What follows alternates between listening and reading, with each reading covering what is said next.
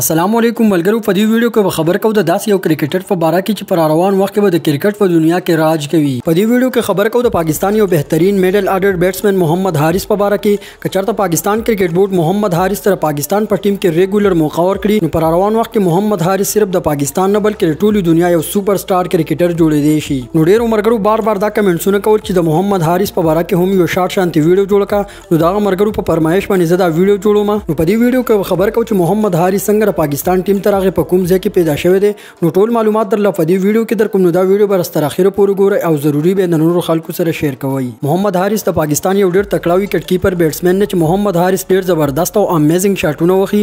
د محمد حارث په بیټینګ کې د ساوث افریقن لیجنډ کرکټر اے بی ډی ویلیئر جلک په نظر باندې راځي. محمد حارث د کرکټ آغاز شروع د پېښور معز الله خان کرکټ اکیډمۍ نه کړی دی. د بهترین بیټینګ ټیکنیک او سکلز په وجه باندې په کال 2020 کې محمد حارث د پاکستان په انډر 19 ټیم کې واغستل شو. د محمد حارث تعلق د پیښور سره دی چې نیک نیم یې میسټر ګوګل دی. په نېشنل ټي 20 کپ کې د ښې کارکردګۍ په بنیاد باندې په کال 2021 کې محمد حارث د کراچي کنگز په ټیم کې واغستل شو او د کراچي کنگز تر په محمد حارث تر میچ د کولو موقع میلاو نشو. په کال 2022 کې د پی ایس ایل فرانچایز پېښور زلمی محمد حارث په خپل ټیم کې واغستو چې محمد حارث د خپل ښه بیټینګ او کیپینګ په وجه باندې د پېښور زلمی لپاره ډېری مهمه لوبي وګټلې. د ډېر زیات مهنت او سټرګل نه بعد آخرکار محمد حارث د پاکستان لپاره اولنې ون ډے انټرنیشنل میچ په کال 2022 کې د ویسټ انډیز خلاف وکړو او بیا محمد حارث د پاکستان لپاره په ټي 20 فارمیټ کې اولنې انټرنیشنل ډابیو میچ په کال 2022 کې د انګلند خلاف وکړو. محمد حارث د پېښور زلمی مین وکټ کیپر بیټسمن دی. محمد حارث ډېر تیز بیټینګ کوي چې په دغه وجه باندې زما د محمد حارث بیټینګ ډېر زیات خوښیږي. نو دا د محمد حارث د لایف سټوري په اړه کې مختصر شان ویډیو